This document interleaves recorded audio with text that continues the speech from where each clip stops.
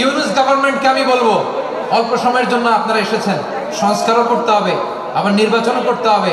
সব সংস্কার হতে করতে পারবেন না, যতটুকু পারবেন এর মধ্যে আমাদের যে হিউজ ম্যান পাওয়ার, আমাদের যে মানব সম্পদ, হিউম্যান রিসোর্স, এটাকে ডেভেলপ করে আপনাদের যেতে হবে। যেটা পারবেন না সেটাকে পরবর্তী নির্বাচিত গভর্নমেন্টের কাছে রেখে যেতে হবে, যে তারা যেন করে। আল্লাহ আমাদেরকে জনসংখ্যা দিয়েছেন প্রিয় ভাইয়েরা, এই জনসংখ্যা অনেক বড় সম্পদ, এটা আমাদের জন্য অভিশাপ নয়, আশীর্বাদ। আমাদের জনসংখ্যাকে যদি আমরা জনশক্তিতে রূপান্তর করতে পারি, আজকে বাংলাদেশ যে অবস্থানে দাঁড়িয়ে আছে, বাংলাদেশ তার 20 গুণ উন্নতির শিখরে চলে যাবে। চিল্লায় বলো ঠিক কিনা?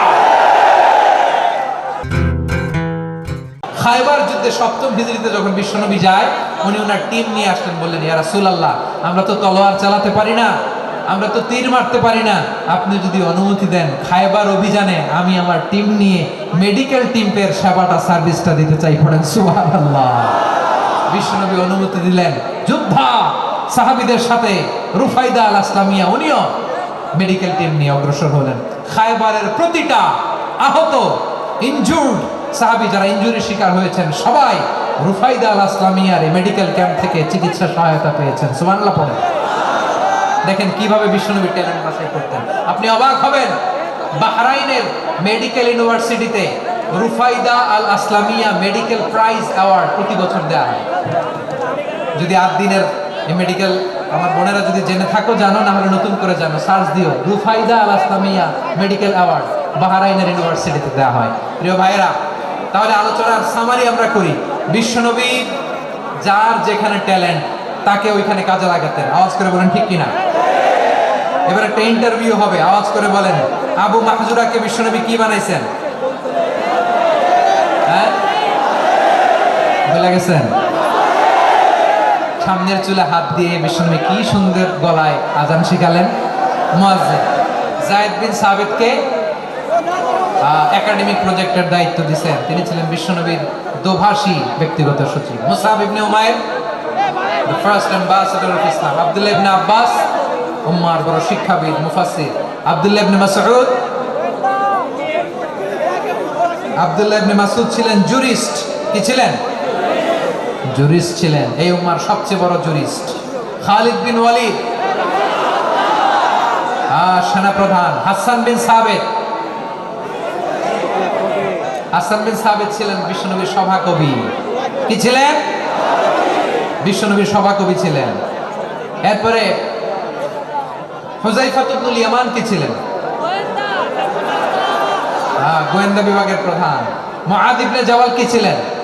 সিনিয়র আমলা, ইয়ামানের গভর্নর। আবু হুরায়রা রাদিয়াল্লাহু তাআলা আনহু হাদিস প্রিজার্ভেশনের কাজ করেছেন।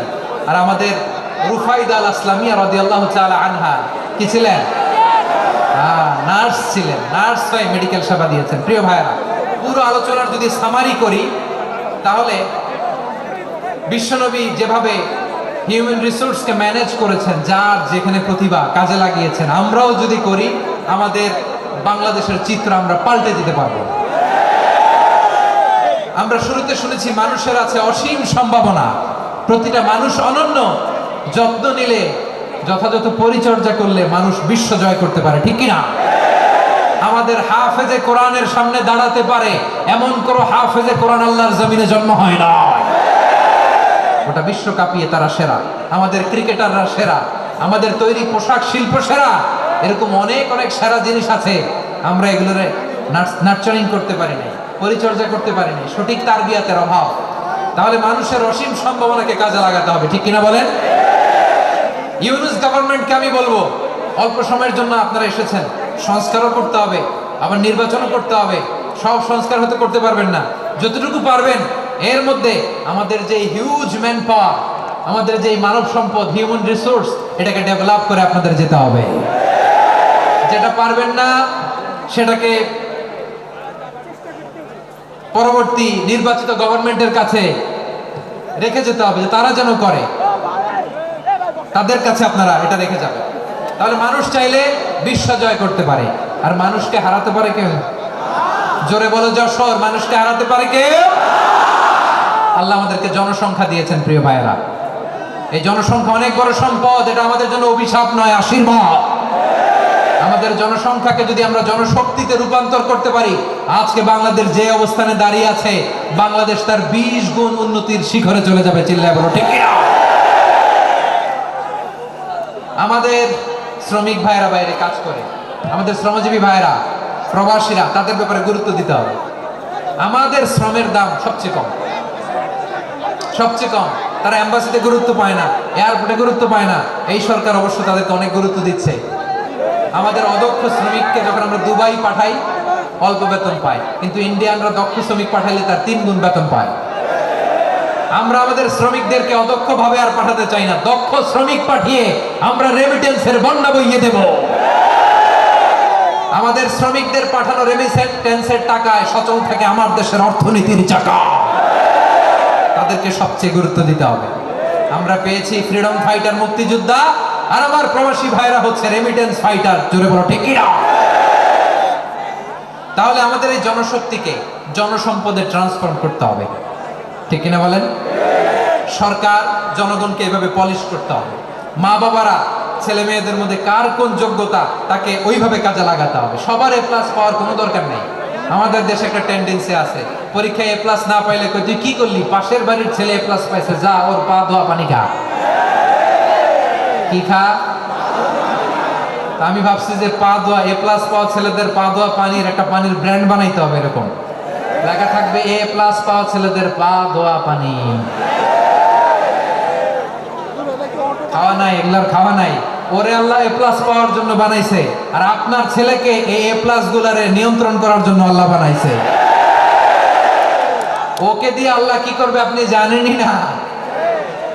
একটা A+, একটা A গ্রেড একটা মানুষের জীবনকে ঠিক করে দিতে পারে না। আপনার ছেলেকে আল্লাহ অন্যদিকে যোগ্যতা দিয়েছে। ওদের মনোবল ভাঙবেন না, খবরদার, খবরদার। ছেলে মেয়েদের মনোবল ভাঙবেন না। যাকে দিয়ে যেটা হবে তাকে দিয়ে সেটা করতে হবে, তার প্রতিভাকে সেভাবে কাজে লাগাতে হবে। তাহলে বাংলাদেশ, আমাদের এই জনসংখ্যা জনসম্পদে রূপান্তরিত হবে। আমাদের সরকারের তত্ত্বাবধানে আমাদের 18 কোটি জনগণ দক্ষ জনশক্তিতে রূপান্তরিত হোক, আমরা চাই কি চাই না?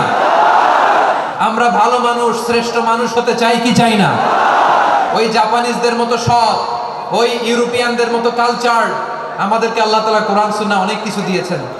যেহেতু বর্তমানে আমরা দেখছি তারা সৎ, তাদের মধ্যে ভ্যালু আছে, সেগুলো আমাদের মধ্যে আনার দরকার আছে না নাই? আর ইসলাম দিয়ে আমাদের জীবনকে সাজাতে হবে, ইসলাম দিয়ে আমার পরিবারকে সাজাতে হবে।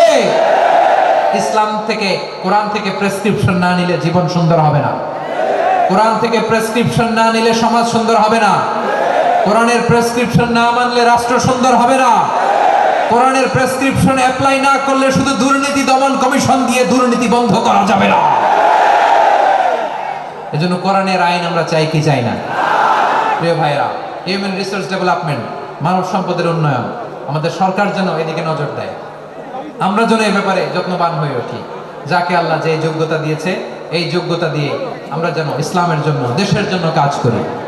আমরা যেন আমাদের স্কিল ডেভেলপ করি, আমাদের পটেনশিয়ালকে ডেভেলপ করি।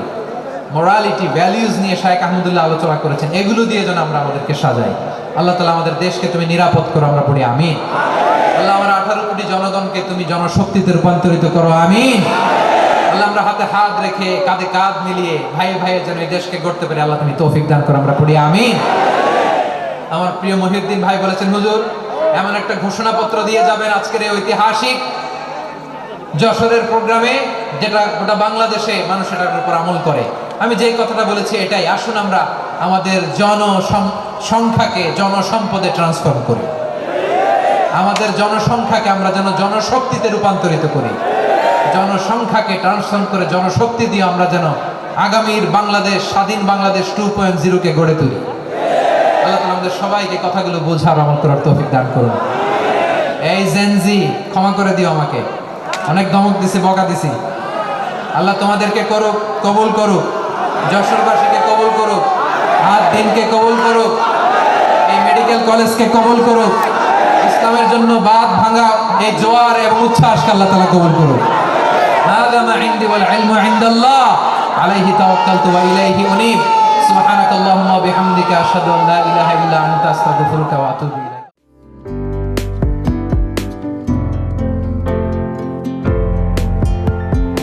পহেলা জানুয়ারি 2025 ইউটিউব জার্নালিজমের অগ্রদূত changetv.press 6 বছর পেরিয়ে পা রাখল গর্বিত আমি অত্যন্ত আনন্দিত হলাম যে চেঞ্জ টিভি আগামী কয়েকদিনের মধ্যেই 6 বছর পূর্ণ করবে। আর হাঁটি হাঁটি পা পা করে চলা শুরু করে এখন সে বেশ দৌড়াদৌড়ি করছে বলা যেতে পারে। ও নামটাও অত্যন্ত বলবো যে সিগনিফিক্যান্ট, যে চেঞ্জ, এই গণঅভ্যুত্থান কিন্তু চেঞ্জ চেয়েছে। সেই হিসেবে তোমার টেলিভিশনের, তোমার এই চ্যানেলের নামের একটা যথেষ্ট মিল পাওয়া যায়। আমার প্রত্যাশা যে এই গণঅভ্যুত্থানের যে প্রত্যাশা, যে আশা আকাঙ্ক্ষা, চেঞ্জ টিভি সেটিকে এগিয়ে নিয়ে যাবে। তোমাকে শুভেচ্ছা। চেঞ্জ টিভি যারা সম্পৃক্ত আছেন, যারা কর্মী আছেন, সামনে পেছনে সকলকে আমার শুভেচ্ছা।